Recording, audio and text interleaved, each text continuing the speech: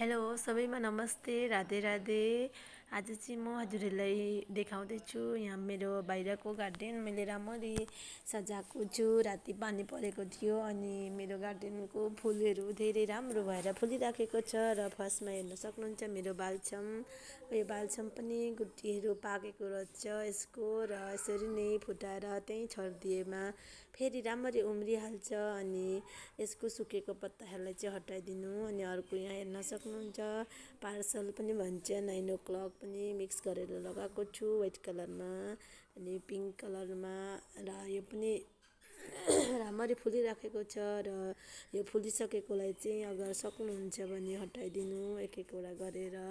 र हेर्नुहोस् कति राम्ररी फुलेको छ, फुलहरू खुसी भएको छ। राति पानी आएको थियो र यताको साइडमा पनि मैले यसरी नै गिलार्डिया यो फुलिसकेकोलाई चाहिँ हटाइदिनु पर्छ। अनि गिलार्डिया पनि मेरोसँग एउटा थियो र त्यसैको हाँगाहरू काटेर मैले धेरै बनाइराखेको छु। अनि कति राम्रो फुली नै राखेको छ। र जति फुलेर सुकेको थियो त्यो सबै मैले हटाइदिएँ।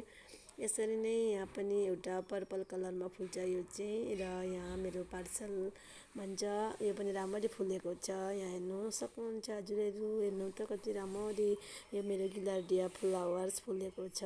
अनि यहाँ मेरो हाइड्रेन्जियाको कटिङ लगाएको थिएँ मैले, यो पनि राम्ररी सरिसकेछ। अनि यहाँ सानो मेवाको एउटा पुल्जी पनि उम्रिराखेको रहेछ अनि ठुलो हुँदैछ त्यो पनि।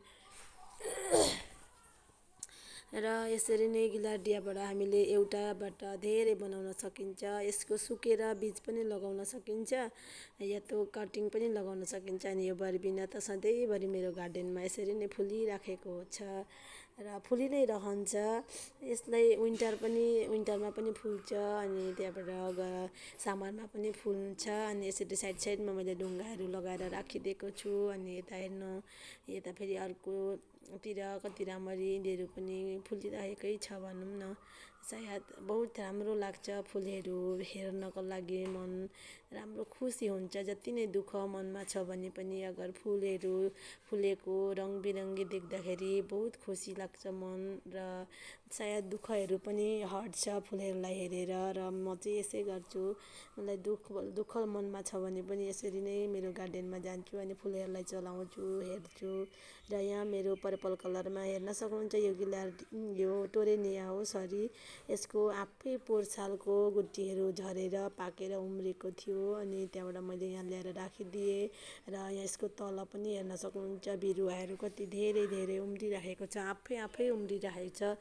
पुरा जङ्गल हुन्छ, हजुरले एउटा लगाउनु भयो भने पनि त्यसबाट धेरै हुन्छ। अनि यहाँ काँटावाला फ्लावर्स फुल छ मसँग, भन्छन् काँटा भएको फुल लगाउनु हुँदैन घरको साइडमा छेउछाउमा, तर पनि राम्रो लाग्छ फुलहरू र लगाउँछु म चाहिँ। अनि यहाँ मेरो भिन्का, यसलाई अर्कै साइज दिनको लागि मैले यसरी ठुलो बनाइराखेको छु। तलको पत्ताहरू सबै निकालिदिइसकेँ।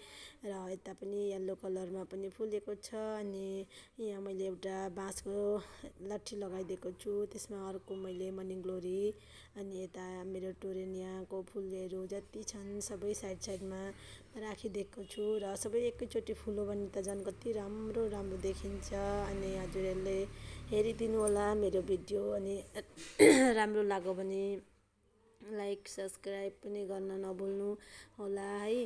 अनि यताको साइडमा हेर्न सक्नुहुन्छ पानी परेर सबै मेरो पटहरू कस्तो गन्दा देखिएको छ, नराम्रो नपाउनु होला। र सफा गर्छु म भोलितिर। र यहाँ यतापट्टिको साइडमा पनि घामले पुरा सुकेको थियो र राति पानी पर्यो। अनि फेरि अहिले मर्निङमा चाहिँ यति राम्रो देखिएको छ। र यहाँ हेर्नु सानो पुच्चे भए पनि फुल्न आँटेको छ, रेडी भइरहेको छ फुल्नको लागि।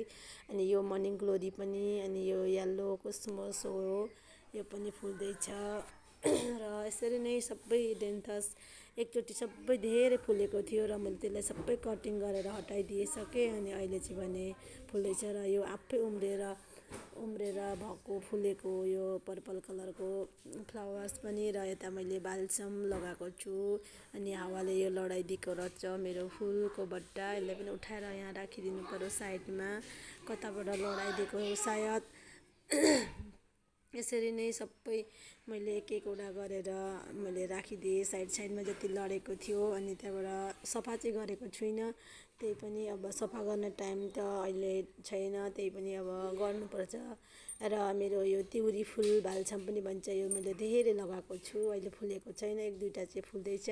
यो ठुलो हाइब्रिड हो। अनि यो मनी प्लान्ट भित्र राखेको थिएँ र मैले राति चाहिँ पानी पर्यो अनि बाहिर निकालिदिएँ। र परबाट हेर्नु त कस्तो देखियो मेरो गार्डन। हजुरहरूलाई अलिअलि सानो छ, अलिअलि गरेर ठुलो बनाउँदैछु र मनमा त छ कि धेरै ठुलो बनाउँछु भन्ने, तर हेरौँ के हुन्छ। र सक्यो भने धेरै ठुलो गार्डन बनाउने मेरो इच्छा छ, थाहा छैन कहिले इच्छा पुरा हुन्छ। हजुरहरूले हेरिदिनु, सपोर्ट गरिदिनु होला, माया धेरै दिनुहोला र कमेन्ट गरिदिनु होला, र केही भुल भयो भने पनि क्षमा गरिदिनुहुन्छ भन्ने आशा गर्दछु। अनि यतापट्टि यो मेरो घरको अगाडिको सिँढी हुडी पनि लगाएको छु, तर यो चाहिँ मेरो बाहिरपट्टिको हजुरहरूलाई देखाएको। अनि अहिले चाहिँ भने गर्मीको मौसममा हामीले यस्तै 12 बजी 9 o'clock भन्ने पार्सेल कोस्मोसहरू लगाएर हाम्रो गार्डनलाई राम्रो बनाउन सकिन्छ। Thank you, by by.